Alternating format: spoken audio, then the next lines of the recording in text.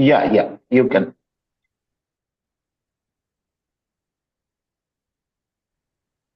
Hello everyone, welcome and thank you all for dialing in for our national level webinar today. My name is Kashinath Chavan. I am serving as a vice principal and heading the Department of Economics in the Arts, Commerce and Science College, Lanja. This is a collaborative activity of colleges of Ratnagiri district which are affiliated to University of Mumbai. Mansi Kamble, please mute your mic. You are We would creating like, disturbances. yeah, we would like you to present a thought-provoking delivery of an vast experience and expertise in the field. Dr. Professor Jipan Mukhopadhyay sir, his vast experience as a in the field of economics as a chief economic advisor of Tata Group. This session will be very helpful on a perspective understanding about the current economic reality. Today we will be discussing on growth and perspective of Indian economy, structural issues, inflation, a real life impact, global perspective, inequality, unemployment, and regional disparity, as well as robotic artificial intelligence and their impact. By the end of our time today, I'm sure we hope you will go with constructive ideas and confident about deep understanding and learning about this topic. Here I am sharing you schedule of this webinar. Introduction will be done by Dr. Professor GB Rajesh sir. That will be followed by welcome address by Dr. Sangeeta Katkar madam. Then keynote address by Professor Jiban Mukhopadhyay. That will be by the question answer session, which will be handled by Dr. MS Chanda sir, and that will at the end of the session, question answer. If you have webinar, type them into the chat window. We will address them during our question answer session. So now I request Dr. GB Rajesh sir, who is our leader, vice president. He is heading the Department of Zoology.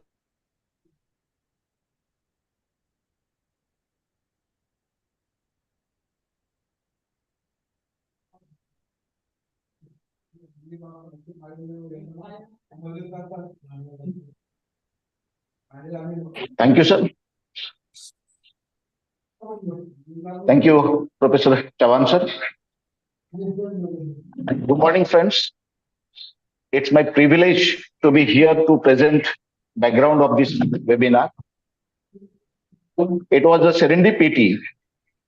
Though I'm a student of zoology, fortunately, I got a chance to hear an eminent economic analyzer, Professor Jiban Mukhopadhyay, who was the chief economic advisor of Tata Group.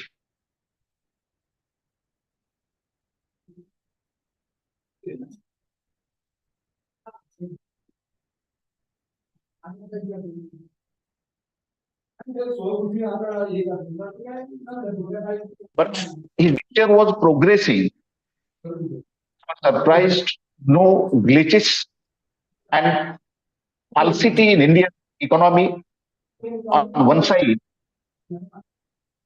and optimism of becoming 10 trillion Indian economy. Friends, since then I was thinking that such a heavy and very important and essential subject should reach to my economics friends, and therefore I talked to Professor Namdas, Dr. Bharat Kumar Solapure, Dr. Anand Kamble, Principal Dr. Sangeeta Katkar Madam, and checked possibility of arranging one online lecture for only 20 to 25 economics teachers. They accepted this idea and extended horizon to this national webinar through joint forum of economics departments of 8 colleges in Ratnagiri district. Friends, as per my knowledge, this might be the first collaborative activity organized by 8 colleges in India. I wholeheartedly congratulate the organizing team for holding this webinar and setting pathfinding example in the new era of education. Further, I requested Professor Jeevan sir to accept our invitation as a resource person for this webinar. And without any hesitation, Professor Jeevan sir accepted our invitation and today he is with us. Friends, at this juncture, let me briefly introduce today's resource person, Professor Jeevan Mukhopadhyay. After completing his postgraduate education, Jeevan sir joined Asansol Planning Organization, which is a wing of Calcutta Metropolitan Planning Organization, Ministry of Planning and Development, Government of West Bengal, as urban economist in 1974. Then he joined Tata Group's economic think tank as young economist in 1975, where he worked diligently for 3 decades and retired as chief economic advisor. He is specialized in various fields like international economics, public finance, energy economics, privatization, market-friendly economic reforms, global competitiveness studies, etc. Along with his several other corporate assignments, he was also designated as Chief WTO Officer of Tata Group companies and did innovative company-specific global competitiveness studies called WTO Diagnostic Audit for large number of group companies. He also did large number of WTO awareness programs for directors and senior executives of Tata Group's companies. Friends, as he was the chief editor of the popular Pocket Book of Statistics, Statistical Outline of India, published by Tata. Friends, let me elaborate. When there was no any kind of software in the field of statistics, during those old days, Sir has written very famous book on the statistics. Statistic is at the tongue of Professor Jeevan Mukhopadhyay. Friends, next day he retired from Tata's. He joined a top-ranking management school, SP Jain Institute of Management, Mumbai, on the invitation of Dr. M.L. Srikanth, who is the founder and a reputed management guru. He taught international economics, business economics, corporate governance, business ethics, etc., and also did significant corporate government research sponsored by National Foundation of Corporate Governance. He was a student-friendly teacher and closely interacted with students and colleagues. After working for about 1.5 decades in SP Jain Institute of Management, he retired from his services for the second time. Therefore, he did some ground-breaking non-classroom teaching, learning programs on sustainability studies, business ethics, and corporate governance with the PGDM students in a business school based in Endur during 2018-19. Sir has more than 250 serious publications in economics in his credit. His autobiographical book, Rising from the Ashes of Bengal's Partition, was published in 2019, followed by Shed Tears, My Soul, Shed Tears, an anthology of 12 poems set on corona-related issues. Both these books have been admired by readers.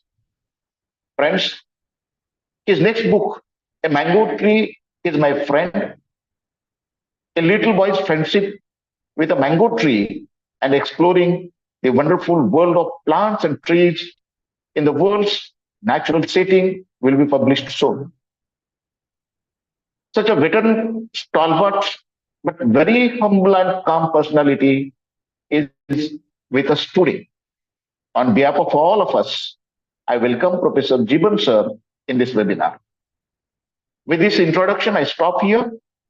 I extend my thanks to the organizers for giving me this opportunity. Thank you once again.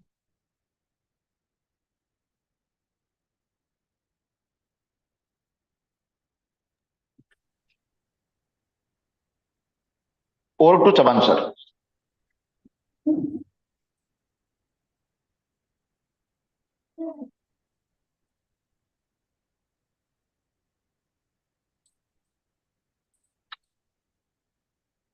Chavan sir?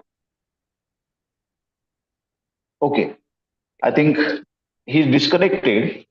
Now I request. Hello, sir. Hello. Hello, sir. Okay. Okay, sir.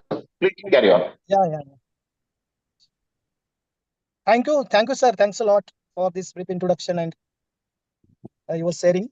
And we are all thankful to you for overall cooperation for conducting this webinar. Now I request Professor Sangeeta Katkar madam to welcome the audience. Thank you. Namaskar. Namaskar. Good morning, one and all. It's my privilege to welcome today's chief guest, respected Professor Jaban Mukhopadhyay sir, former Chief Economics Advisor, Tata Group. Very warm welcome to you, sir, on behalf of Departments of Economics of 8 colleges and Ratnagiri district. Also, I heartily welcome Dr. Rajesh sir, all the principals, HODs of Economics Department, and all the participated students and faculty who have joined their hands together to make this moment memorable.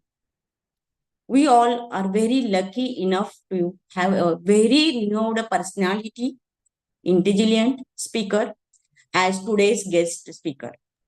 He has more than 50 years of experience in various fields like international economics, public finance, etc.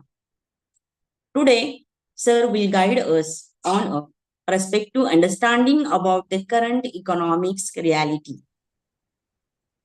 I am quite sure that he will enlighten us in this area. The 8 colleges have joined their hands together to make this national webinar useful to the students and faculty. All the outset, I honestly present that our chief guest accepted our invitation on short notice and showed his willingness to guide us on the topic assigned to him. I assure the guest and on my colleagues that this is just the beginning of our collaborative mission. I will be sent in near future. We will make various new platforms available for both students and faculty in various fields of economics on national and international web forum. Once again, I welcome and thank today's guest for accepting our invitation. Thank you, sir. Okay, do I start now? Thank you, ma'am. Thanks a lot. Yes, sir. Yes, sir. I request you to share your views on the topic. Raja, how long do you expect me to talk? Just an hour, sir. How long should I talk? 1 hour. 1 hour, sir. 1 hour. Okay, fine. Yeah. Okay, good morning, everybody. After Dr. that, we will Kaji take- and my friends from 6 colleges of Ratnagiri district and their students. I do not know your name because there are too many everywhere, but I can find that Indian villages have started coming up. And the way you have organized this workshop, it represents that the Indian villages have started throwing lights all across.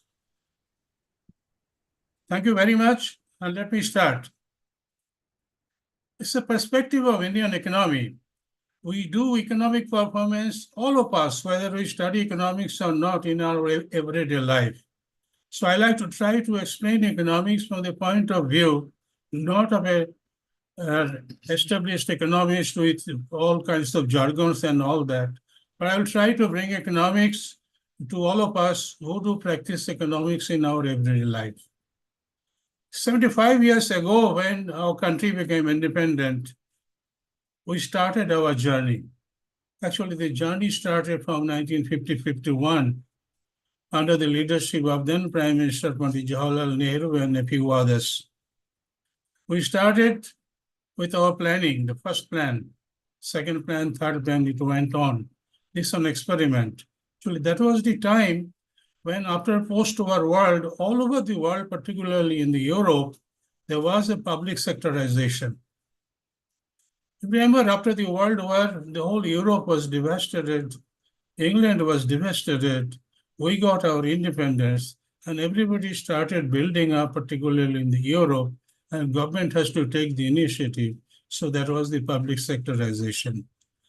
Pandit Jawaharlal Nehru, he was an erudite person. He was associated, he was inclined to socialism up to a point. He loved the development in Soviet Union. He wanted to follow up what was happening in China, but at the same time, he was a kind of an armchair socialist. He decided to establish Indian economy as a socialistic pattern of society. And he moved up accordingly with the public sectorization. When India's first plan began, first plan was not much of a plan. It was an action plan relating to both agriculture and industry. Plan 2, our second plan, started with the bang, and that is the industrialization. 1956, we had industrial policy resolution. And if you remember the teachers of economics, 1956 industrial policy resolution was the beginning of our industrial journey. A huge number of public sector companies were established all over India. And Pandit Jawaharlal Nehru used to say, this is our real temple, not the temple where God lives, but this is the temple where people work, earn an income. Now, this public sectorization was such that it was commanding heights. Almost every important industries were in the hand of the government. Just residual were left to the private sector. And as a result, there was a kind of a truncated growth. And you know, the public sectorization, these heavy steel mills, whether steel mills or fertilizer mills and all that, were highly capital intensive and also technology intensive.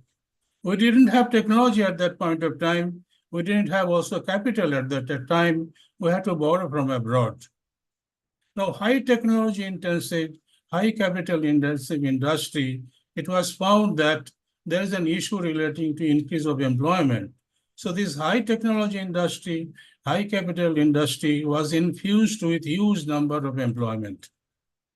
People were employed in public sector organization. In the 60s, when we were in the universities, we all knew that we might get a job in the public sector companies. Over a period of time, this went on. And ultimately, it became such that public sector organization, it was also loaded with employment. The profit was not an important issue at that point of time. A simple point is that here comes economics. If we invest, if any one of us invest 1,000 rupees on a particular project for a period of time, say 1 year, I would expect a return out of that. What should be the return? If the return comes 1,000 plus maybe 1,100 or 1,200 or 1,500, then I'm making a surplus. what you call profit in economics. Now, if I'm not bothered about the investment, I just went on investing, incurring losses, then this is not good economics. So over a period of time, what has happened in the history of our public sectorization, if you have studied Indian economics in depth, you know that these public sector companies went on making losses. To cut a long story short, as a result of this, we find that the 3 decades, 1950s, 60s, and 1970s, these 30 years, our overall rate of growth of GDP was only less than 3%. And our per capita income went on increasing just by around 1%. So 30 long years was a long period in which, yes, we had factories. Factories were making a lot of things. We could build up from a safety pin to a missile, all right, but then what we have been doing was not very productive, was not very high quality. So our export did not increase. Even today, our export actually lags in terms of our manufacturing industry. The simple point is that these 30 years is a story of stagnation by and large, though we have been moving on. Then something happened which is disastrous in the year of 1973. Oil-producing countries, OPEC, they increased their price in October by 4 folds. In another 2 years' time, they increased by another 3 folds. So price of oil, which is crude oil, which is the basic resource for energy, which runs the mills of the world all over the world. It was a massive kind of a problem for all over the world to run industry because your oil prices increased by almost 8 times over a period of time. And as a result, we remember 1973, our 4th plan calculations were completely went haywire. We have to start a 3 years of annual plan. So plan for 3 years were virtually abandoned. So as a result of this oil price, all over the world, there's a kind of huge change.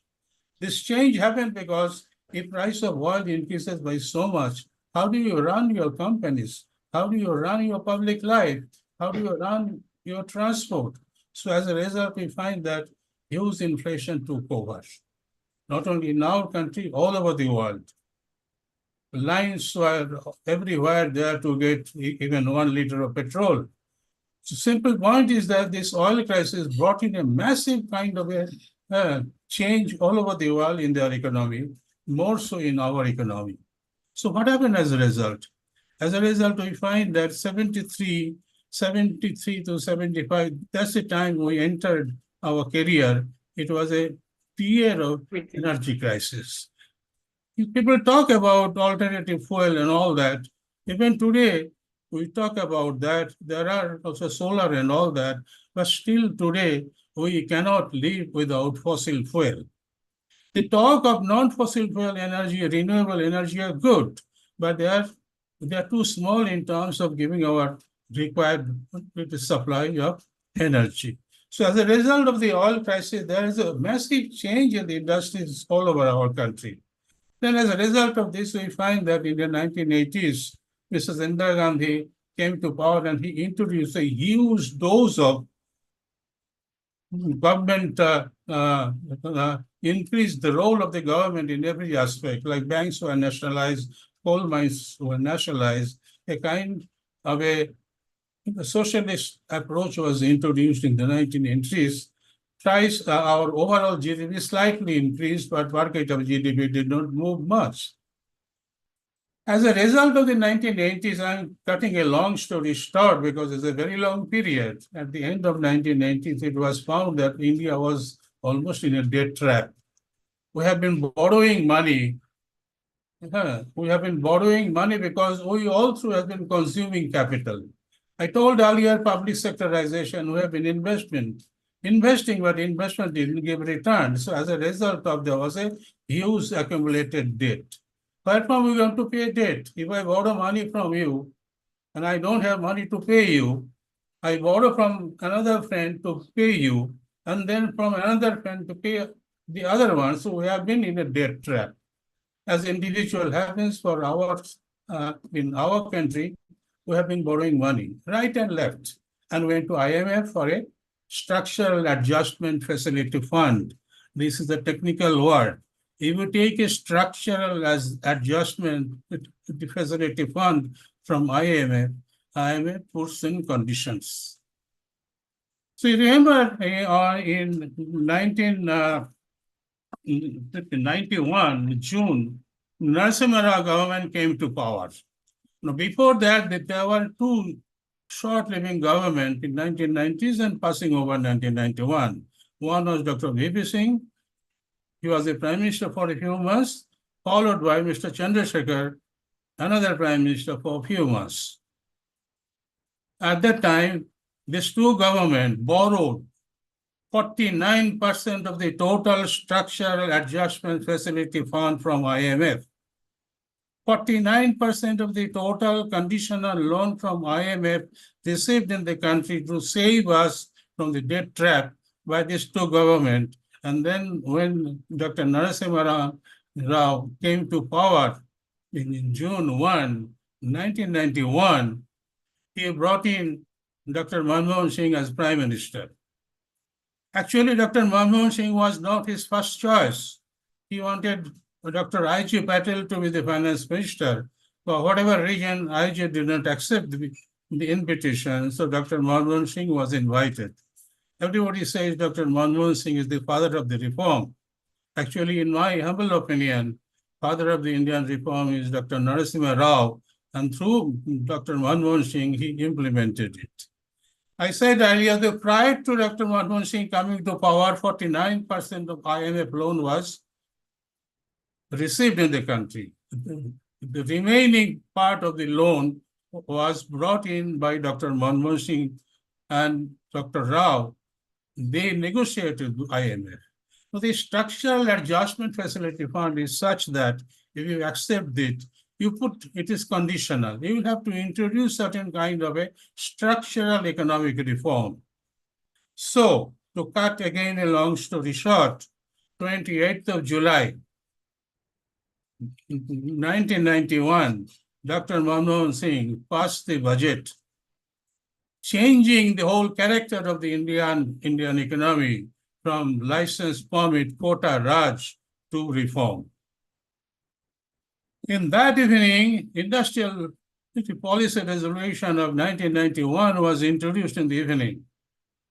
That abandoned the Industrial Policy Resolution of 1956, which was the original architect of India's public sectorization. With that, we start our market-friendly reform, meaning that not just the public sector or government, but there is a role of the market to play. And that's the reason everywhere we find that it is a blend of the market. How much market, how much government, that depends on countries to countries. Now I'll just go back at one point to China. China was a communist country, out and out. It was under the leadership of Comrade Mao. China introduced his brand of communism. We remember a long march of Mao from one corner of the country, moving over to the other side of the country with the people, arousing the people to take part in the reform of China. Then after Mao lived a very long life, there was a gang of four. Then came a gentleman. His name is Comrade Deng Xiaoping.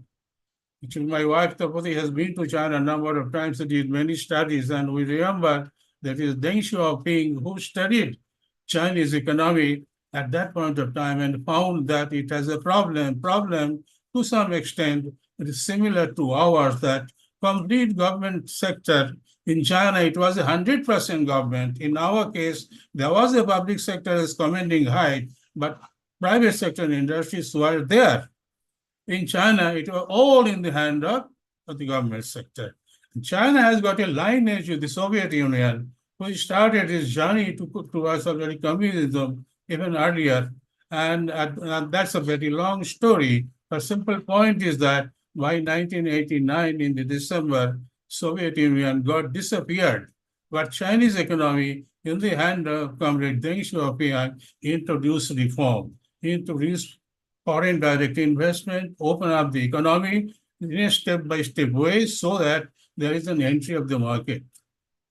Now, this model may not be liked by some people, but this model gave China a growth opportunity. What sort of growth opportunity?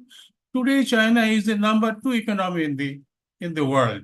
We talk about that we will reach a 5 billion economy by 2025, but China has reached already 5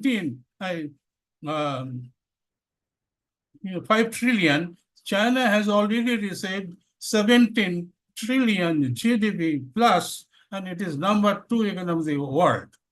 All over the world, you find that prior to the corona pandemic, China has been calling the shot everywhere. The manufacturing growth, whole manufacturing from United States actually moved to China. It became the hub of the manufacturing industry. Okay, now put a bit of a pause here relating to China. We find that as a result of the corona, there was some problem with the Chinese growth right now, but still now China calls short in everywhere. Based on the Chinese model, we find that thereafter there's a Vietnam. Vietnam is a very small country. It also went through a part of the reform and introduced market-friendly economic reform.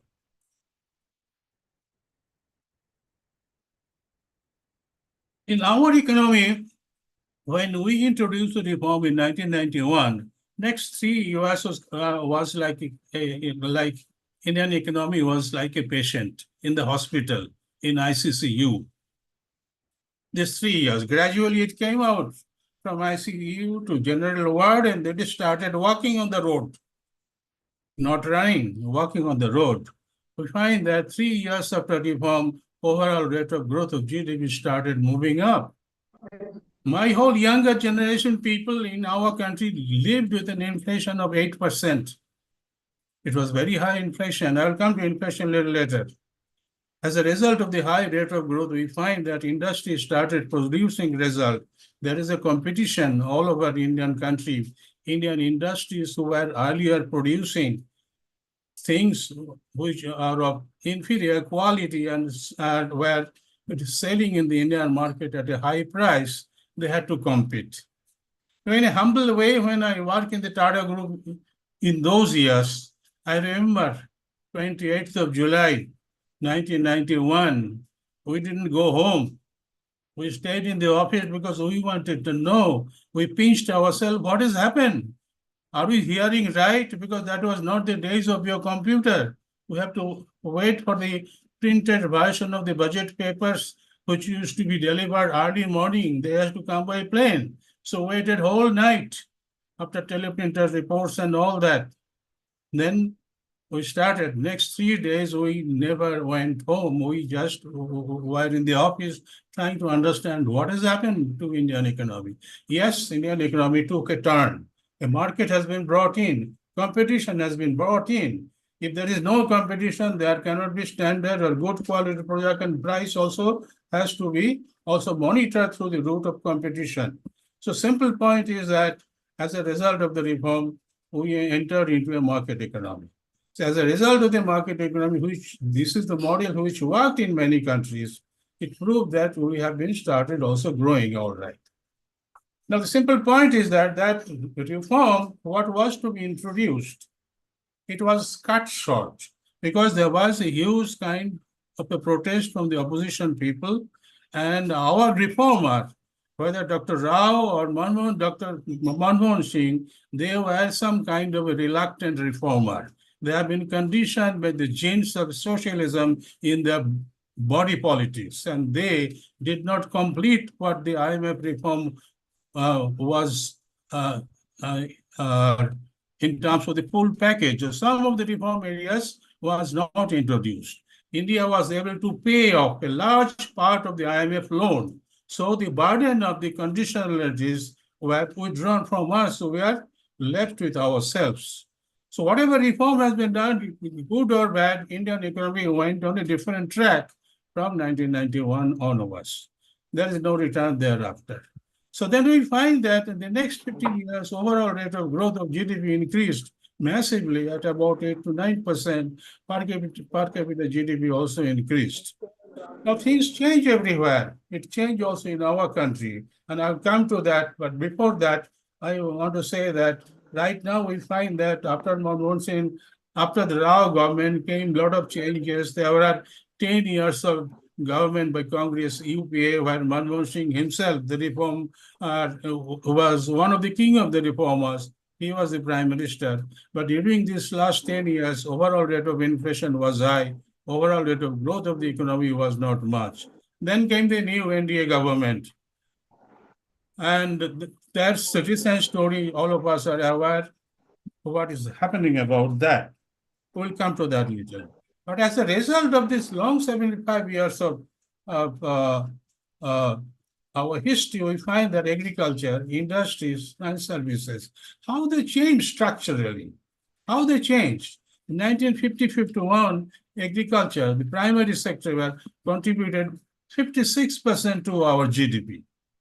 And today, it is much less. It is only 22%. Industrial contribution in 1950-51 was only 15%. Industry contributed only 15% to GDP. Right now, it is about 24%. The service sector was 29% in 50-51. It has now moved over to more than 54%. Now, when you calculate this sector, there are a few sectors. There are few sectors in which you will find that some items you can add with industry, some items you can add with services also. There are many ways of adding up which composition adds actually what. So we find that if we go by the RBI definition of the services, that contribution of services is more than 60% to our GDP. Simple point, you find that all over the world where development which advanced to whose economy advanced over the years, so we find that contribution of agriculture to their GDP is absolutely low. Contribution of GDP in American GDP is just about 1%. Just about 1 or 2% of the Americans are engaged in agriculture. Look into all advanced economy, you find that advancements lean for agriculturalization to industrialization to service sector. In USA, the manufacturing sector was growing in 1920s, 30s, and 40s. Then came World War. At the time of the Chinese War, you find that America lost manufacturing sector to the Chinese because the cost of production in USA, because of the high standard of living was very high, half of the American industry moved over to China. So good or bad, that is another issue. I'm not making value judgment. I'm just trying to give you the fact. So everything, whether you buy a simple Ganpati giving a kind of a musical tune in Marathi, it is made in China. Where you would buy a huge railway coach, it is made in China. Look into our export list. How much we buy from China, how much China exports to the end of the world, how China developed through this route is one model. But Chinese economy is a one-party rule. You may call it, in our sense or any sense of the textbook, this is not a democratic society. This is ruled by one party. So that is a different model. What they can do is different. What we can do, ours is a vast country. It's a hugely diverse country. Every 200 kilometers you move, our lifestyle changes, our language changes. And as a result of this, what a unitary state can do, we cannot do that. We have got lots of historical issues also. So our model has to grow from us. A simple point is that as a result of this issue relating to high growth after the reform, there was some issue relating to the social sector. There are issues which is to be discussed that whether infrastructure, like your transport export, education as for example, health services as for example, whether this should be also privatized or not. Yes, I did a lot of work for privatization, but we never thought that health, education, these two things must not be privatized because there has to be a public sector involvement in this social sector, which are public good. there's an issue relating to definition of public good or what that you call is a private good or is social good. This definition went on. Some of the reformer, particularly academicians, they want to put through huge kind of an approach to the World Bank route that this should be privatized. But actually, we find that if you look into the world map, you will find that in all advanced countries, health sector, education, and certain types of infrastructure, particularly transport, road transport, etc., are largely in the hand of public sector, that is government. So in our country also, there is no reason that this should not be in the hand of the government. If I'm sick today, I go to Apollo Hospital, I will be bled through a huge amount of bill. But if I go to an European state like Italy or Scandinavian country, my healthcare is already taken care of by the government. The simple point is that what should be our blend? It's a huge country. Every 1.5 second, a child is born in the country. By the time we started the show, how many new faces are there? What is the meaning of a new baby? 10 months before its birth, at least few months after its death, it consumes. It consumes, which means that he has to be given food and all that. Now, is he a burden or is he an asset? A child will be an asset when he grows up with proper education, state supported, then he will be entered into income earning stage, and that if he can earn whatever he spends, if his earning is more than his overall spending in his lifespan, he is an asset. But look into our country in terms of inequality. Latest Oxfam data, the numbers are already known to you. Top 5% of the Indian consume 60% of the total wealth and income. Top 1% of the Indian consume top 1% of Indian consume 40%. And the bottom 3%, they are left with just absolutely minimum. So we find that our rate of growth is increasing. Yes, rate of growth this year will be 7.3%. Next year will be more or less so. Last 3 years, we have grown by more than 8%. But this growth list what? Behind the growth number, you find that you just look into, behind this number, you will find that what? You will find this inequality. How many people pay income tax in our country? It's a huge country, huge amount of rich people are there. They spend 3, 4, 5 crores of rupees for a wedding, and all transaction in cash. I'll come to that a little later. But simple point is that this inequality, we say we play the band of high rate of growth. Fine, absolutely all right. We should have high rate of growth, but we should see where from the growth is coming. If there are poverty people, hungry number people for hunger, according based on the World Bank statistics, what is the definition of poverty? Definition of poverty, all kinds of definitions are there. If you are an economist, yes, I did also my study of poverty. I have my definition of poverty. X, Mr. Y, everybody has his own. World Bank has it, our government has it. Now came our Niti Aayog. Niti Aayog brought in a multidimensional approach to poverty. Okay, not spending. In my definition or our normal understanding, a poor person is a poor person who cannot spend for his upkeep. Spending is a rule, not through a dozen of other parameters. So according to Niti Aayog, we find that number of poor people has come down to about 12% in year 22-23. But I would like to go by World Bank definition. World Bank definition, standard definition for all over is that $1.9 per capita per day based on purchasing power parity. If you cannot spend, you are poor. $1.9, okay, almost $2. So 83 by 2, how many rupees? It has to be inflation index, and you will get your PPP, less than 200 rupees. How many of us in our country pay 200 rupees per day? Your 100 days work program, how much they give? What is the minimum salary state to state everywhere has been given? How much do we pay to our housekeepers? So 200 rupees, if it is so according to the World Bank, based on the per capita, $1.9 PPP basis per capita per day if you cannot spend your food. Fine. I spend $2.5 per day. Am I well off rich? No. So this is a dividing line. Even above that also those who are there, they are also poor.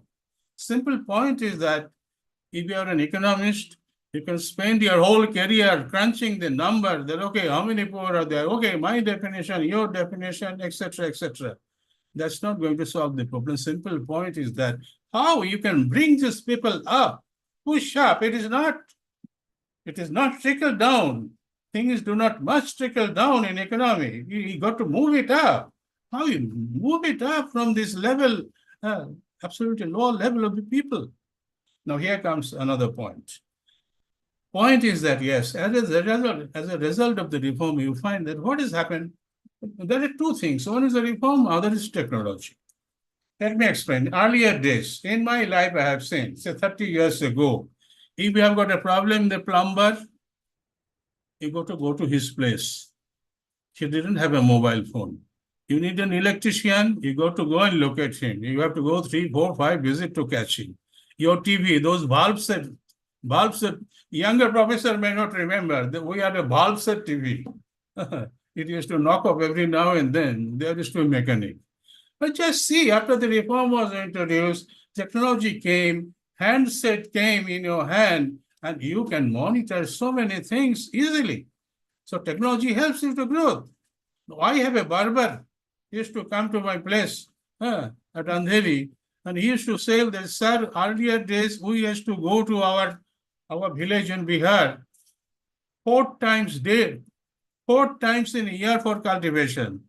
And they used to go by unreserved compartment. You know how savage it is. They just it's like a can of the beans. And he now says because at that time was STD. In the fixed time STD in a particular booth, he is going to call his brother that you just now, you do on this plot, you sow this, and he gave his instruction. With a mobile phone, he just gives the instruction to everybody. And with a mobile phone, you can access the market price and all that. So as a result of these two things, bringing of the market, bringing of the new technology, you find that those plumbers, electricians, sofa, housekeeper, everybody, they started earning much more. Now they come with a scooter. You call your electrician today, he is not going to come with his bag on his head. He is going to come on his scooter. They started their journey, upward journey to move up. Because if you give a kind of a facilitatory approach, these Indian people are absolutely ingenious. They are going to work hard to move up. But then came the corona pandemic. As a result of which because of the lockdown, not only corona led to lockdown led to loss of employment and income for these poor people who have been trying to move up.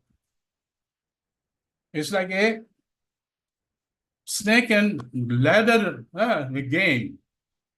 The moment you're on the face of it, on the mouth of the snake, you come down. So they again come down.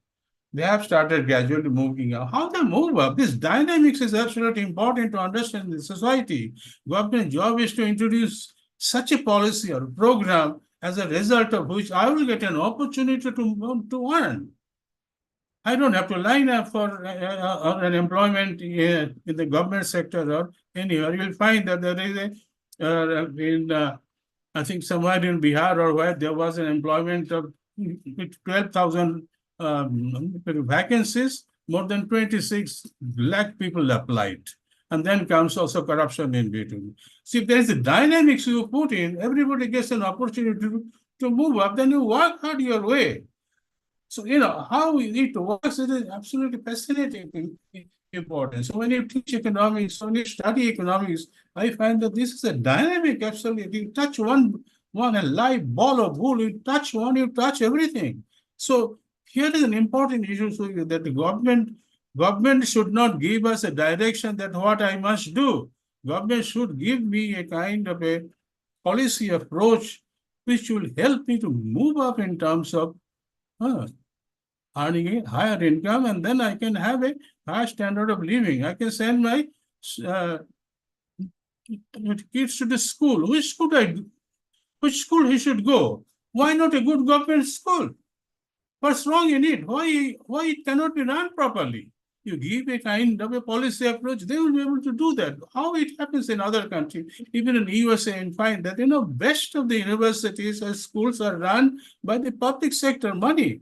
The highest earning school university in USA is the University of Texas at Austin. It's a state-run school. Why no? Why our state-run institute has to be bad? Which means that you need to give a dynamics based on which they can approach, and how they can approach that is actually left to the policy of the government in a particular country. And this is a democratic country. But simple point is that structure of the democracy is one thing, the spirit of democracy is another thing. Those are different issues. I'll come to some other thing relating to, I said, inflation. Okay. At the moment, inflation is absolutely manageable in terms of numbers. Retail consumer price inflation is 5.5. But, how many types of inflation we have got in our country? We have got 4 categories of inflation in our country. These are academic, but they will get the numbers of them. One is in CPI for industrial worker, CPI for urban non-manual worker. There are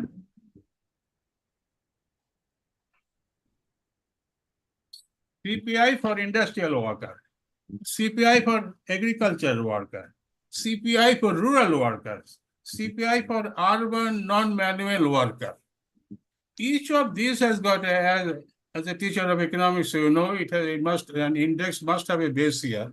All these 4 categories of CPIs, that is consumer price inflation for industrial worker, agricultural laborer, rural laborer, urban non-manual laborer, their base is in 1980s. One is 1982, 86, 84, 85. Now, if you have a base in 1980s and today you are living in 2022, this number doesn't mean anything. It is just a number. If you take any policy decision based on the number, you are doing wrong thing. So what is the commonly used CPI? Commonly used CPI is the CPI for urban, rural, and rural. How it is collected? It's collected for 70 stations on half a dozen of items. Everything is not covered. Now there's another thing. There is another information is WPI, wholesale price index.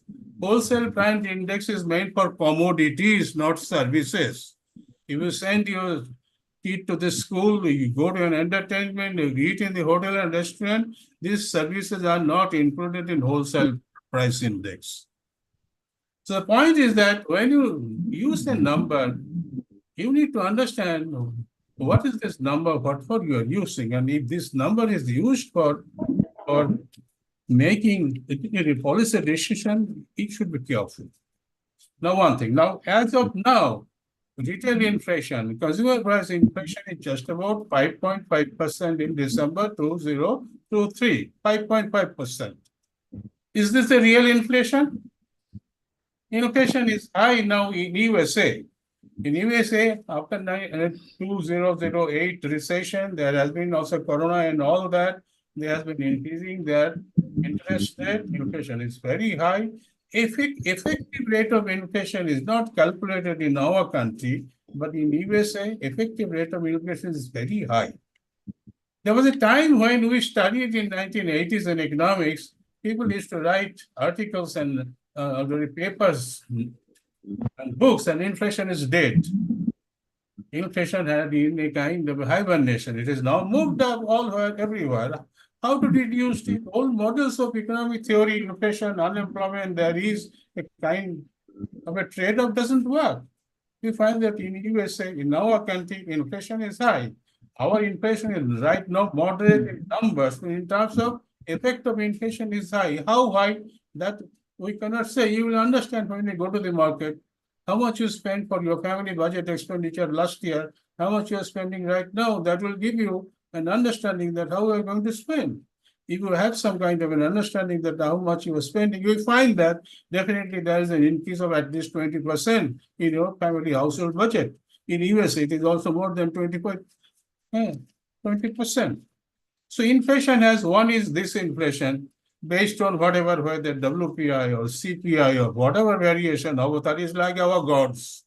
So many gods, so many names, so many inflation, so many names. So inflation, retail inflation is one thing. Effect of inflation is harsh. That is not calculated in our country. This is good for the government, because if I say retail inflation is 5%, everyone will say, oh, this is fine. Earlier it was 13%. So simple point is this. Now the other point comes here is that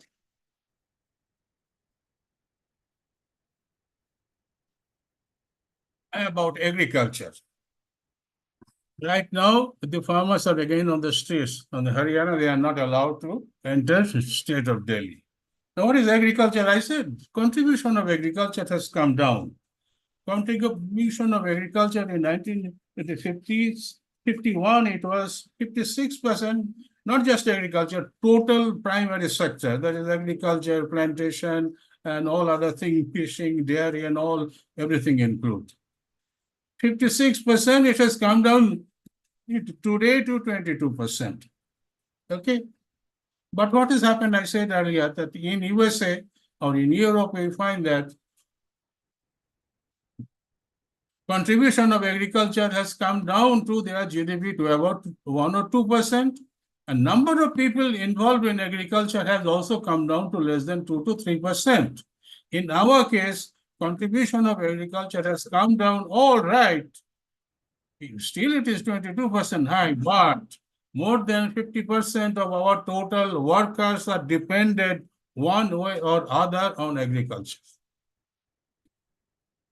So the point is that in our development paradigm, we'll find that from agriculturization, we move to industrialization to service sector. In our case, we have moved, but we have missed the manufacturing bus. Despite our public sector, a large number of our public sector industries were manufacturing industries, somewhere in the infrastructure like your power sector or whatever. Simple point is that after the reform, this role of private sector were dilated. A huge number of companies, private sector companies, started already producing this. Yet we find that when we look into the list of our export, we find that how many motor cars we can export? A bit here and there, a bit here and there. I remember when the first truck was sold to UEA, some more than, I think, 25, 30 years ago. 22 Tata trucks were sold to the Middle East, and that was a big celebration in Bombay House. How many trucks Tata, not India, but the China spends abroad? How many vehicles they export abroad? How many we do? What are the manufacturing items in our export list?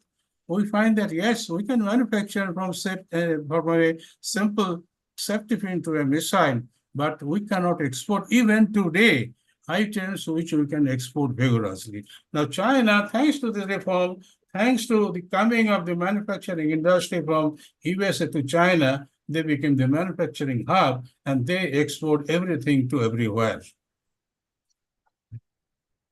Okay, we missed the manufacturing bus. So when you say that there should be industry, people will get employment.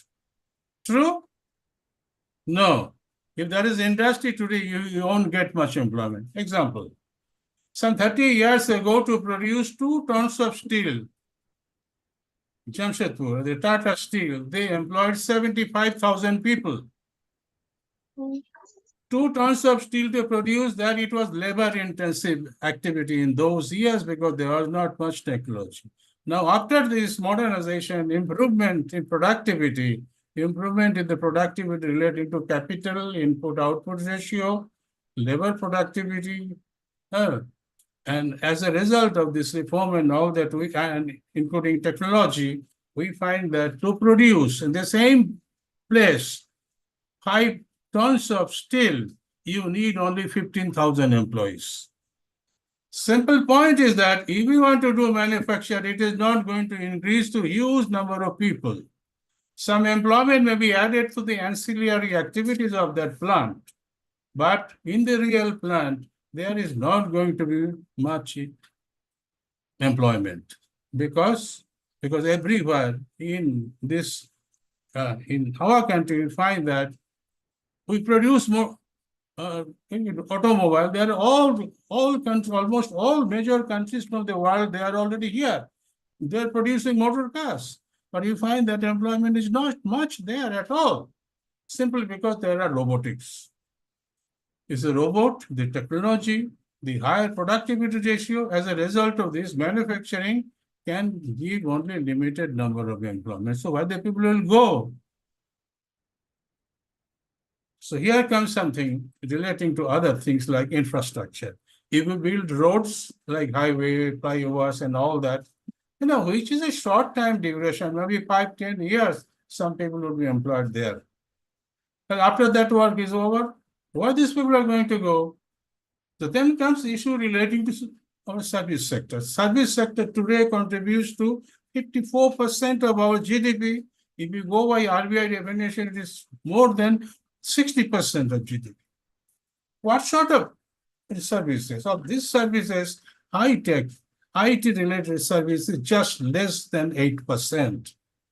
Remaining are banking sector, which are also officially registered banks, retail outlet and all that, financial institute, big hospitals, education institute, at the remaining this formal sector of the services, informal sector of the services is more than 85% of the total services, like our plumber, our electrician, our small guys who sell your retail stores at home.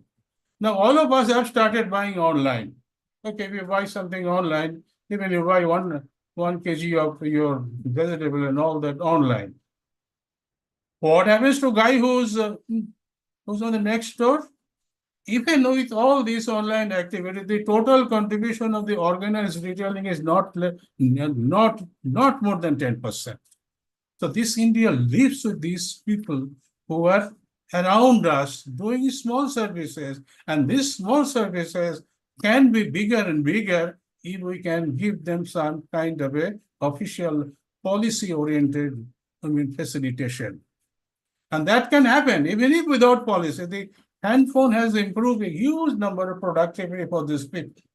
Such things happen. In India, it's a poor country. When the first handset were given to us, I was one of the recipients of the first set of handphone in the country in Tatas. At that point of time, we never thought that it is going to be so much. It is almost as many people in the country, as many handsets are there in their hand. That may not be your smartphone, but they use as a result, through the spread of the communication, they improve their communication, improve their marketing skill. These people are ingenious. They can use their simple brain to earn money if there is an opportunity. And giving that opportunity is the job of the government and all those who are well placed. It is also our job to contribute to that. Coming to this agriculture again, agriculture is always, it has got potential, but its potential is never reached. This, I say, a huge country. How many regions are there in terms of your climate, in terms of your soil structure, your rainfall, or things like that? Agriculture in Punjab and Haryana and agriculture is Rajasthan is not the same. Agriculture is West Bengal and agriculture in some other state is not the same. Central Indian belt has one type of issue relating to agriculture.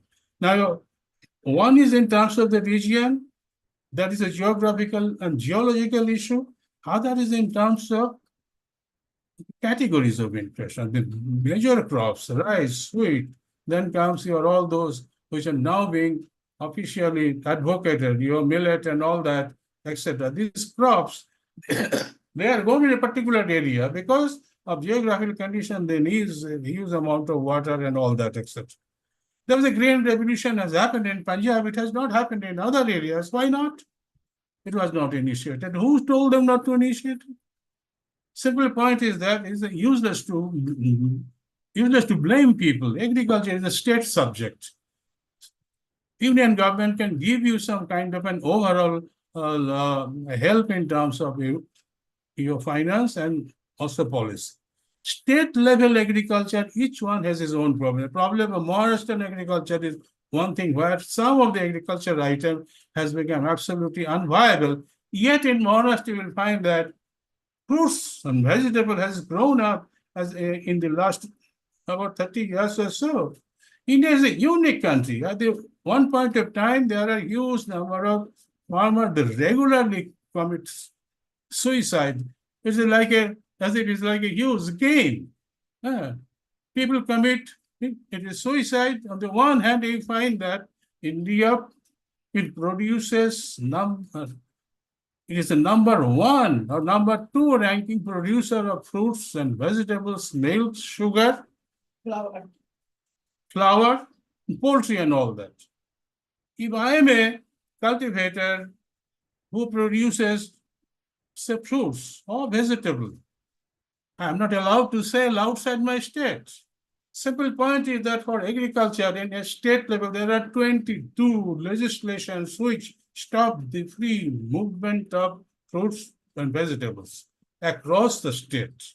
Example, in Bengal, often we find that there are potatoes either in surplus, because if there is a good rainfall, there is a good surplus. If there is a good surplus, then the price fall and it's a problem. It's a paradox. I am producing more and I'm getting less price. So how to handle this kind of an issue? Allow them to market. Allow them to go from near your exactly neighborhood to elsewhere. There is no enough of cold storage in country. For West Bengal, for example, if there's a huge growth of potato in 1 year, you will find that the capacity in the cold storage are not enough. And so your potatoes rot. Well, they may add to the fertilizer next year. But what is going to happen in the next year? Why not? If you go to US, you will find that there are mountains of fruit coming from Latin American countries, even from Africa. But you don't find a single piece of mango or Alfonso in the American retail supermarket. Why? Because here comes an issue relating to WTO, hygienic issue, sanitary, psychosanitary measures. Our fruits, vegetables are not hygienically cleaned or treated, and as a result, our agriculture products are not much sought after abroad. They would avoid it. 1, 2, our policies. Like, for example, there is a price increase in garlic or onion, say 1 point of time. Okay, and if I am an exporter of garlic and onion, I find that government immediately stops my export. I have built up my market abroad with a lot of effort. Suddenly there is a local issue and price increases of one item.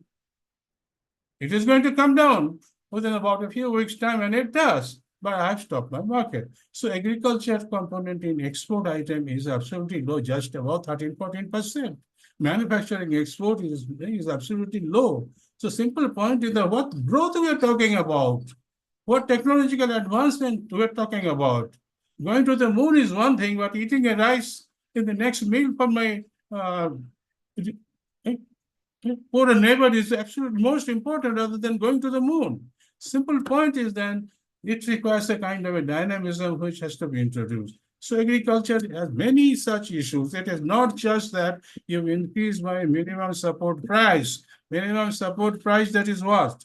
That is usually given for the high value crops like rice and wheat. Theoretically, 23 items are to be given. These all through has been administrative decision. What was the history of minimum support price? Minimum support price was in 1958.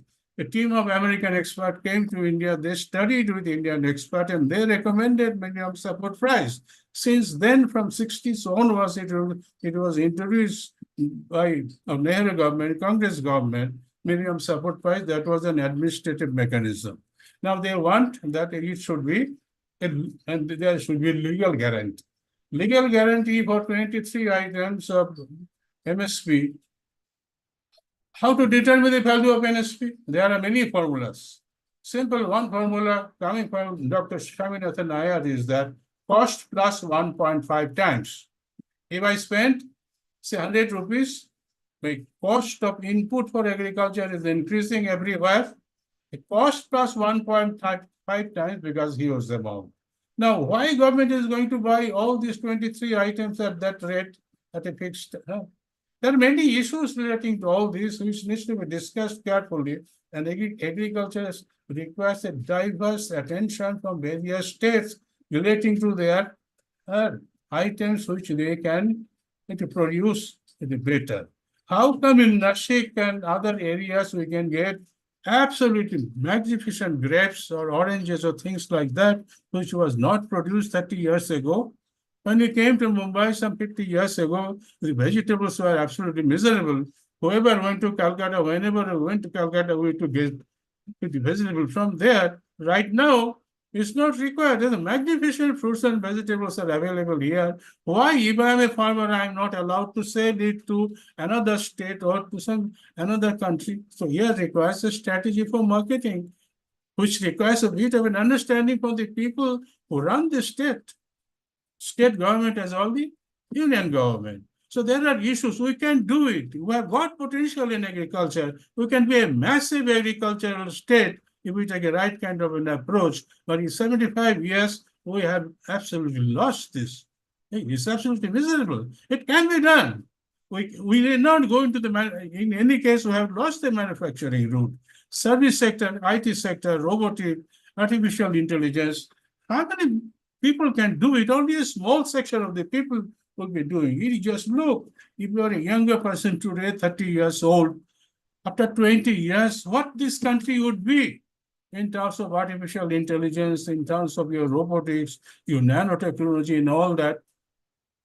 As a result of this, your talk about that more industry, you add to more employment, this kind of a slogan is not going to work. So you got to see what are the dynamics that are happening. IT comes in, you see what is happening to entertainment industry. Earlier days, there used to be records. Then, if I am a singer today, where from I get my money? Unless there is some functions, and it's uncertain. So what is going to happen to entertainment industry through this OTT route and all that? So things are changing. Huge technological changes in front of us through our artificial intelligence and IT and all that. That is going to overflood. Are you ready for it? If somebody, some of us, younger people, they have applied their mind, they have moved, they have started running. How many startup new companies are happening coming from most ordinary people with some apparently ordinary background, but they are not ordinary people. They are extraordinary, ordinary people. It can be done that way.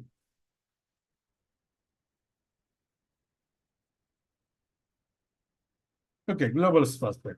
See, all over the world after Corona, there has been a massive kind of a change. One was oil price change, as a result, whole world change, as a result of the Corona leading to the lockdown everywhere. Is a new world today. You find there overall rate of growth of American economy, European economy, even China is much less. What it was earlier compared to that, it is much less. How they are going to move up? We are dancing with a high growth number, but we are not looking behind the number that who are contributing to this number. Unless the poor people, if they contribute even a small way, this rate of growth could shoot into the sky. Simple point is that there are some issues, some problems, some potentials. And if I'm a student of economics, if I interact with my students or fellow economists, I think it's a wonderful world to discuss, not to discuss and go back home, but to discuss and act to some action plan based on which it can be done. Even if government doesn't do anything, we all can do from your level of the college. You start doing something in terms of thinking what you can do in terms of the students, how they can earn money through this. At the time, they are going to study also. what they can do in terms of doing some kind of an initiative. Some people are doing on their own, but if you can inject some kind of a dynamism to some more younger people, they can do miracles.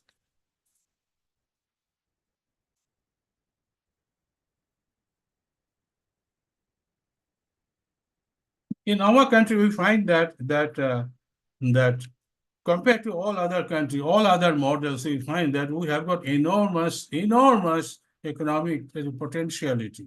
It is not immediately, it has not been explored, but compared to China, see, China is a country in which there has been a lot of growth, but every country has got a moving up cycle and then it comes down. American growth has moved up and it came down. Chinese growth has moved down, it has started coming down. We have not much grown in terms of the income generation by the maximum number of individuals. But there are possibilities it can happen. If that happens only, then we'll be superpower. Superpower not just in terms of a number of 5 million or 5 trillion or 8 trillion or whatever. Superpower is in terms of how many people can earn more and they consume more, as a result of which it becomes a vibrant economy and everybody's standard of living goes on moving up and up and up. I'll stop here. I think my 1 hour is over. And then if there's any question or discussion, I'll be able to participate. Thank you very much, Dr. Rajay and all friends, all other friends. Thank you, sir. Thank you very much for such a thought-provoking, and it was actually it leads to deep understanding of all academicians. It will definitely lead for further writings and research also. And one suggestion you have made for they just discuss it with the students, let them take the initiative. We are actually teaching in the rural areas, and that was a good suggestion for all the faculties. We'll take it very seriously. And there was a deliberation on various aspects. We are feeling like that कि कुछ aspects ऐसे हैं कि उसमें series में आपका lecture ले लो ऐसा लग रहा था. It was a very kind of leads to deep understanding of all our fellow faculties and all. I'm very much thankful to you on behalf of all these 8 colleges and my colleagues. I think we will start with the question answer, and for that I invite Dr. Professor M.S. Chanda to conduct the question answer session now. Thank you so much. Thank you, sir. Thank you. We'll take only for half an hour. I request all the audience to put in the chat box. Good afternoon. We'll take question answer for half an hour. Chavan sir, I am audible? Yeah, sir. Just go on. Sir. Okay. Good afternoon, sir. Sir, you have made the very proper and very good analysis of Indian economy and given a correct perspective of Indian economy. Now here some questions are there. Now the first question from Ganesh Mangle. Now he said, his question is, if China achieved growth with the public sector and became the second largest economy in the world, then why are we going towards privatization? Okay, do I answer? Yes. Yes, sir. In case of China, after the reform was introduced, there's a huge number of foreign investment.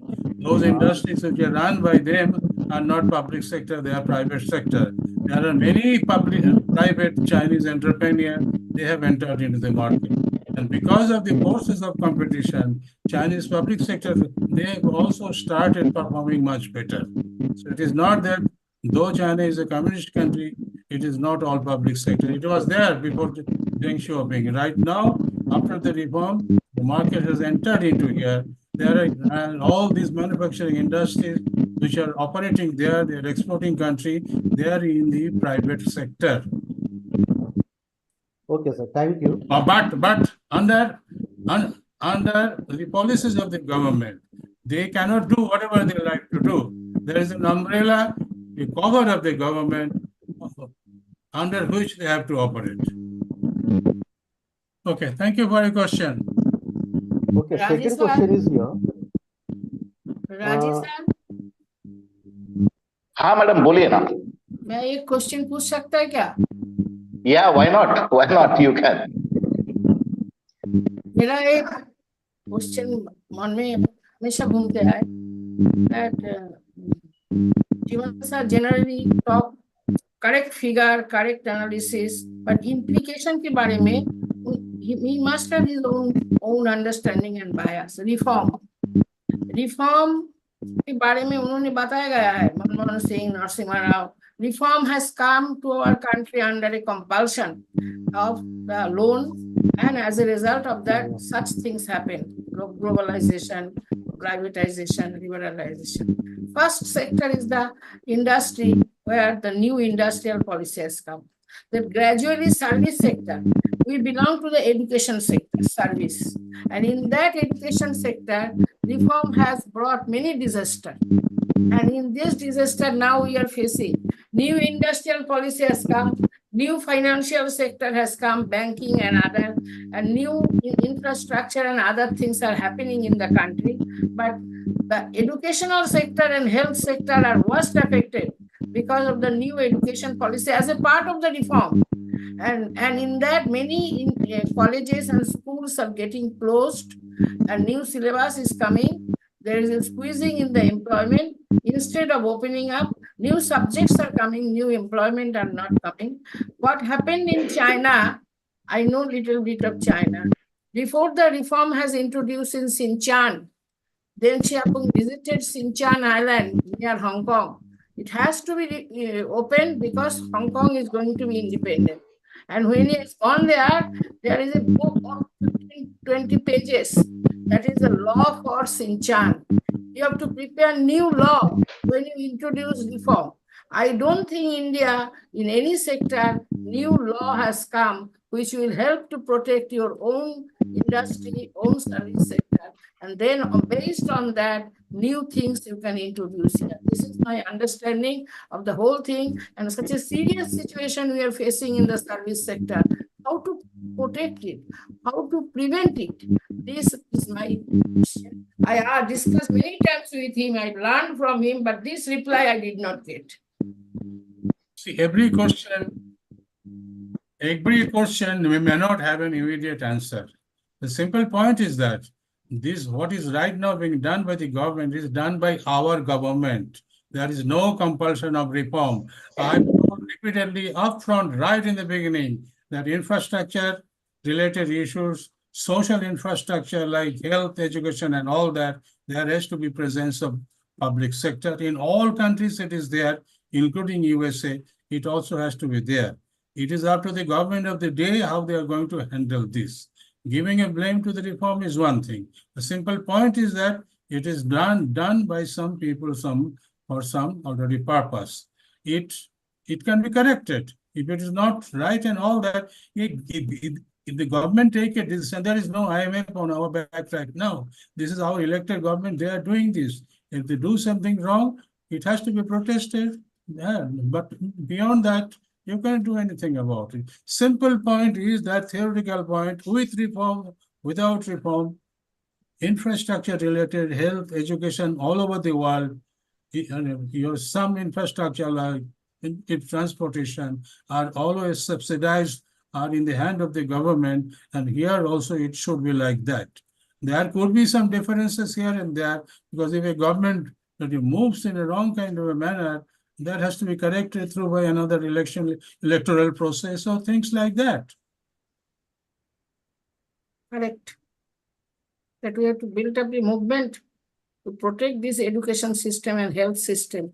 Yes, Of course, electricity, public transport. Public transport is avoided by the public because the rate, the price for each ticket is so high, and they're replacing the buses, normal buses, by the air-conditioned buses. That is the index of our development.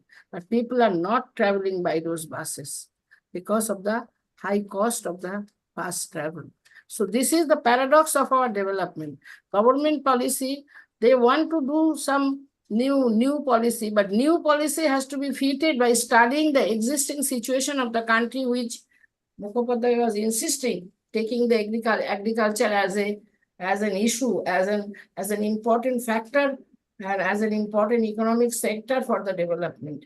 I wish, I'm not a speaker, but since I I belong to these particular people, those who are listening, and they all felt that yes, we can do something. Yes, we can build up also a movement to even protect our education. Schools are getting closed. The schools has to be completely subsidized. Midday meal has to be supported. The children will go to school. If they learn with this learning, they will be enlightened. And that will be the future of our country with the huge population. Okay, thank you, madam.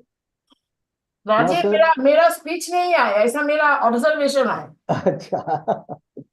Acha. Sir, one question from Solapure and Dr. Solapure and Dr. Yogesh Khalate. I'm combining this question. Whether inclusive growth is possible under privatization? Then what is the role of the government? Listen, what is privatization? Privatization is a small issue. Inclusive growth is a big issue.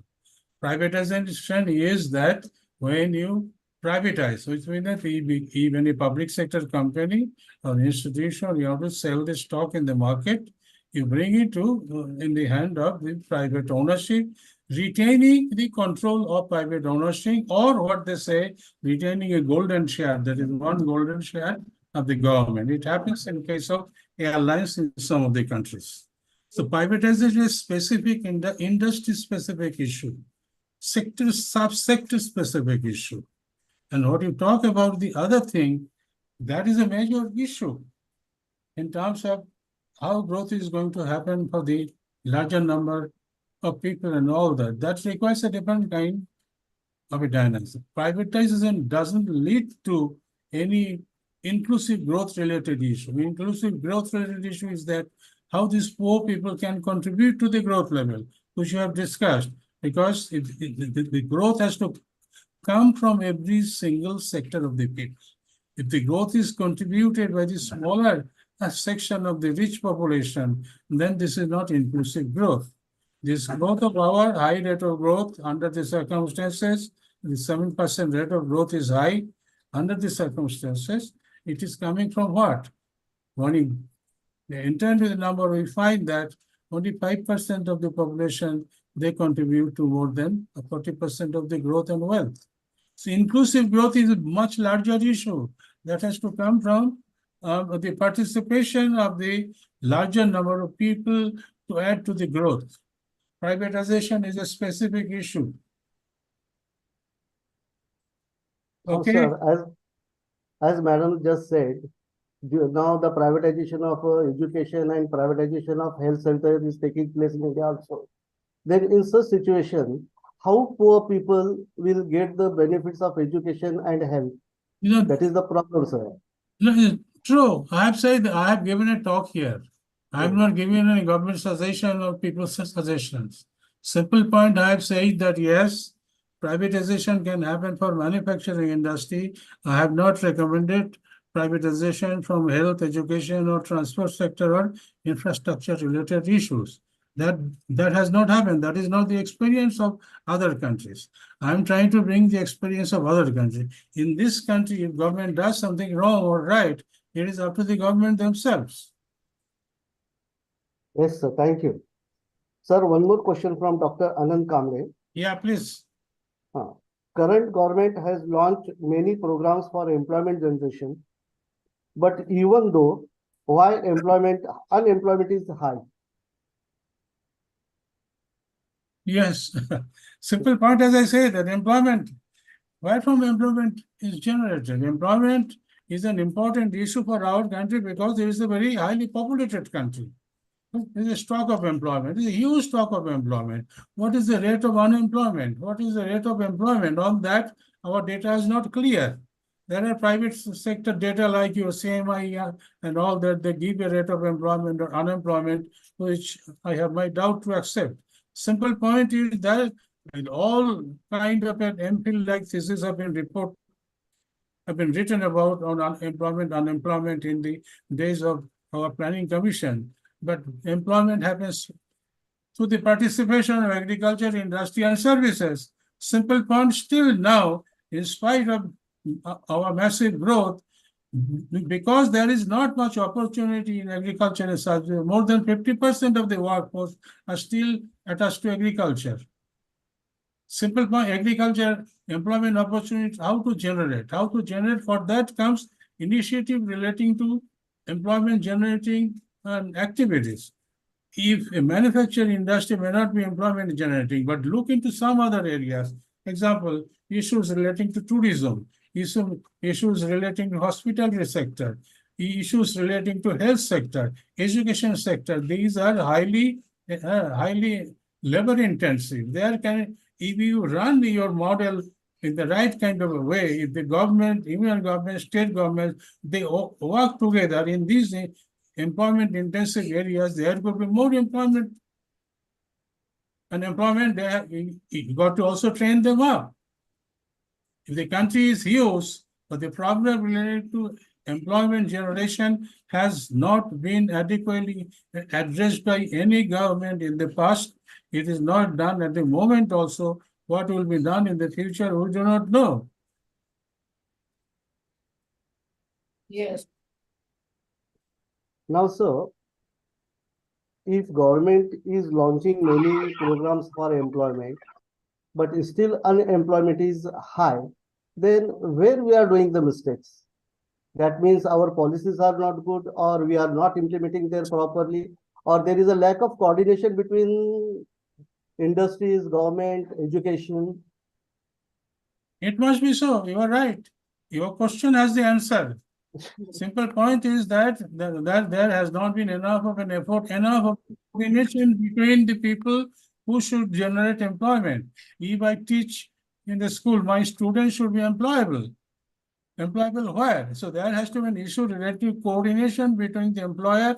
Like, for example, if it is hospitality industry, if it is tourism or health sector industry, then they should be tied up with your academic institution to train them in a way that they can be employed there. The way management institute work, in the same way, there has to be some approach relating to some kind of a diploma course coming from these areas which are labor intensive. This country has got a huge potential for tourism. Tourism without impacting negatively the environment. There are opportunities here. And if that happens, there are opportunities for employment here. How to handle that? It requires the participation of both union government, state government, all the parties concerned. It can be done even on your level also. The way you would like to initiate organizations, Maharashtra is a beautiful state. It has got magnificent coastal areas and all that. You develop tourism in an eco-friendly way. For that, a huge number of employment can be generated. Some people from your side can actually take this initiative. This is my humble suggestion. See, just because I give you a talk here, that doesn't mean I can give you every solution. Okay. Sir, now many people talk about artificial intelligence, and one question came from Vidya Samant, whether artificial intelligence can adversely affect the employment in India in the future. Would you please repeat? Whether artificial intelligence can adversely affect the employment. The answer is, it's a very important question. Answer often could be that ordinary employment as a result of artificial intelligence could be negatively affected. But when computer-related issues arrived, there was an issue in terms of employment.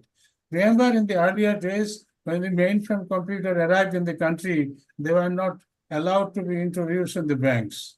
Now the banks everywhere they work, and as a result, they work more efficiently, employment has increased. IA is much advanced compared to your computerization or things like that. As a result of this, what is going to happen? This is an important issue you can discuss among yourself, bring in some experts who have some understanding about IA and IT, sit with them. It will be very interesting for you, your faculty member, and the students to apply your mind too. Yes, no answer at this stage. I think nobody can give, and I am not going to venture it. But I can remind, if you have read I think James Joyce says, Time Machine. If you have read the Time Machine, you know James Lloyd, it's a science fiction. He wrote years ago that what happens when there is a technological improvement. Some people who are technologically advanced, they live in the upper part of the world, and those who are not so lucky, they remain in the underworld. So that is a pessimistic scenario. But yes, the coming of IT, it has already arrived, and nobody can stop it. So what is going to happen, how it can be utilized to our advantage is an important issue. All of you can apply your mind to this and come to I think, positive solution. Sir, one more question from Suchita Pawar. Yeah. How can small farmers and MSME, small and medium enterprises survive in the globalization? How they See, can? Okay, see, globalization has already happened, and to some extent it is also gone. See, earlier, when we talked about globalization, with the coming of the China global competition and all that, that was a phase. That phase is not there any longer.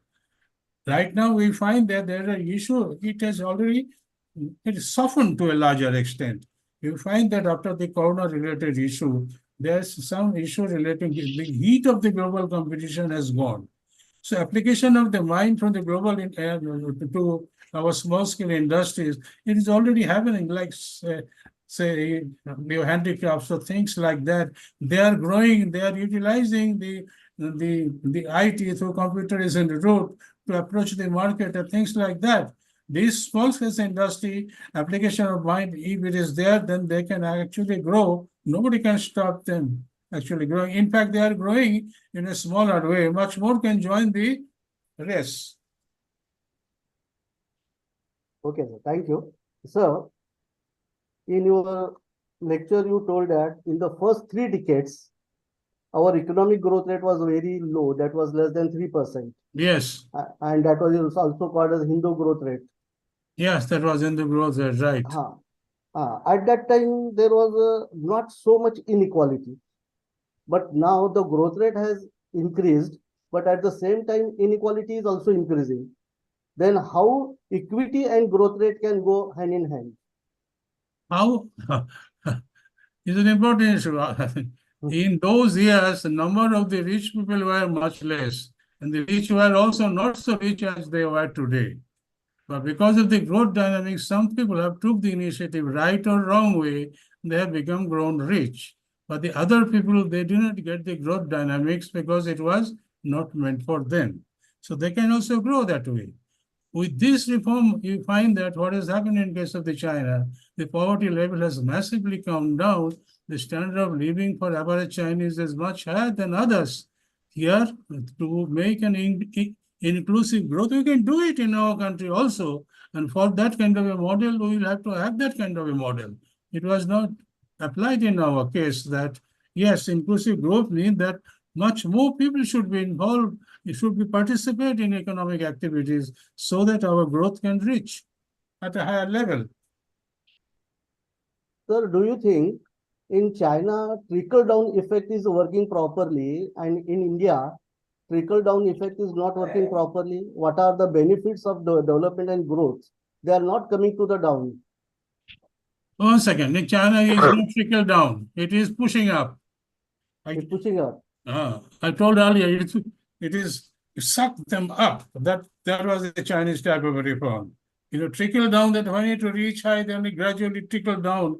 That doesn't work much. It works up to a point, but you can make a huge effort to push people up to the economic activity level, which has happened in case of China, or even a small country like Vietnam, then there is a push-up effect, not trickle down. Trickle down, there are a lot of articles, a lot of essays were written on this. On push-up, there is not much writing, but it is happening that way. You bring the people up, just give them an opportunity to come out of the gravity.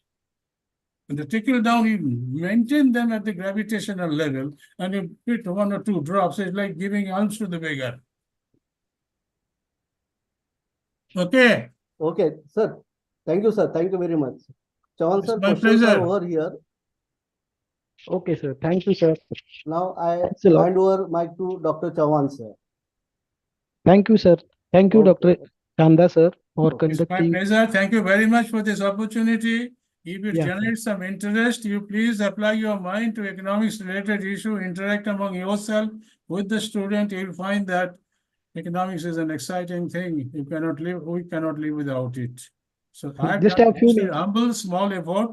If Yeah. you are interested in it, please activate yourself. It's like a live wire. So you'll find a lot of, I think, joy and fun in it. Thank you very much. Thank you, sir. Just Thank give you. us few minutes for a vote of thanks. Sure. Dr. Ganesh Mangde is going to have a vote of thanks. I invite Dr. Ganesh Mangde for this. I am audible, sir? Yeah, Chavan? yeah, yeah. Yes, sir. Thank it you, is.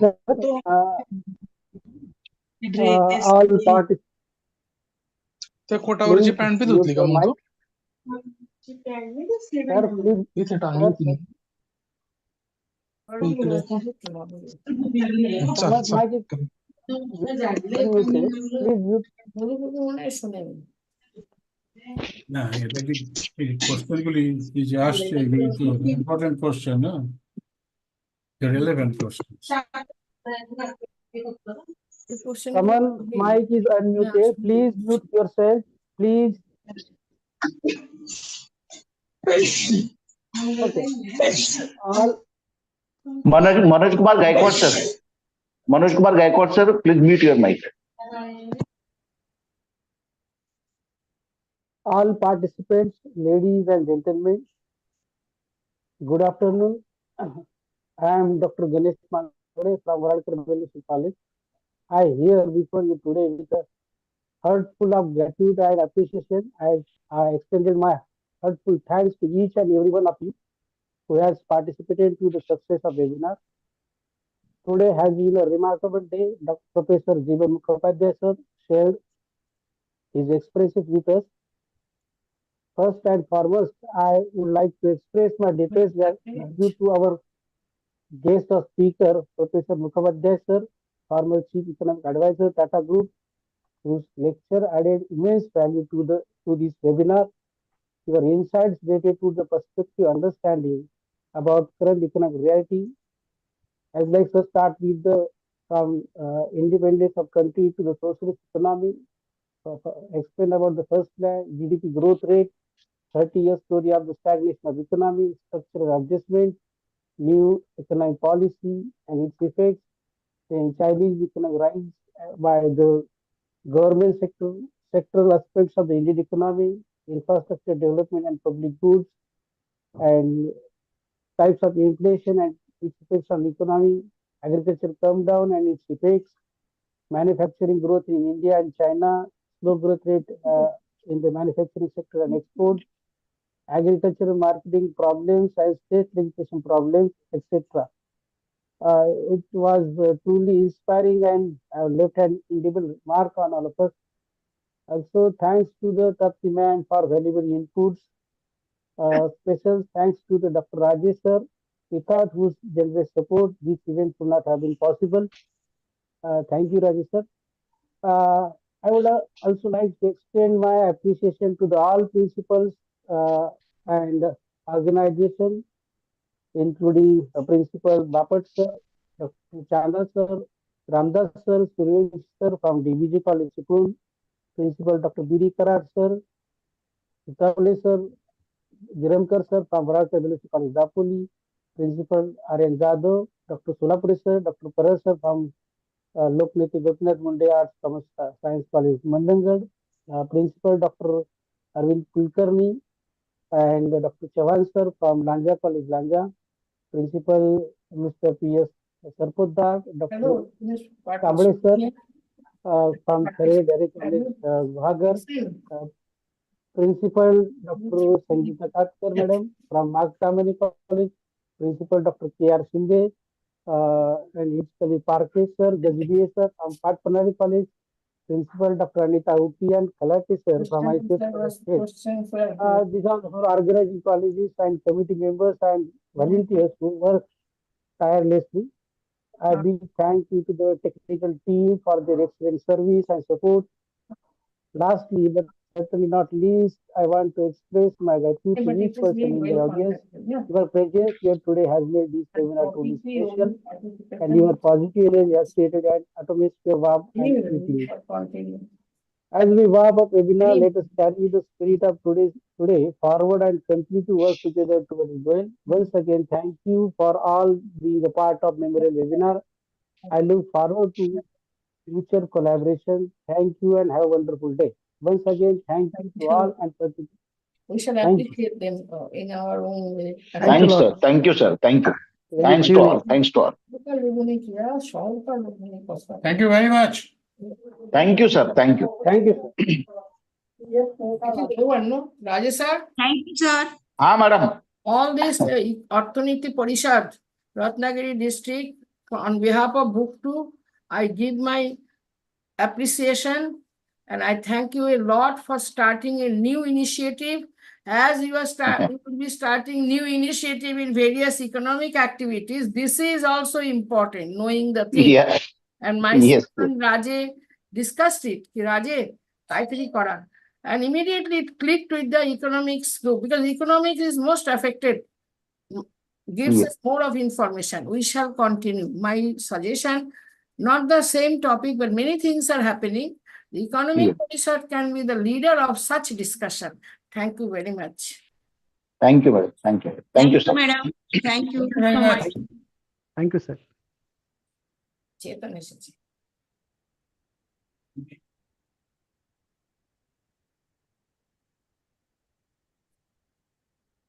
So I think I can leave, no? হ্যাঁ। Thank you very much, sir and madam. Thank you so much. I will come to Thank you. Ratnagiri. First week of March. Okay, ma'am. Thank you. Okay, ma'am. Thank you. Okay.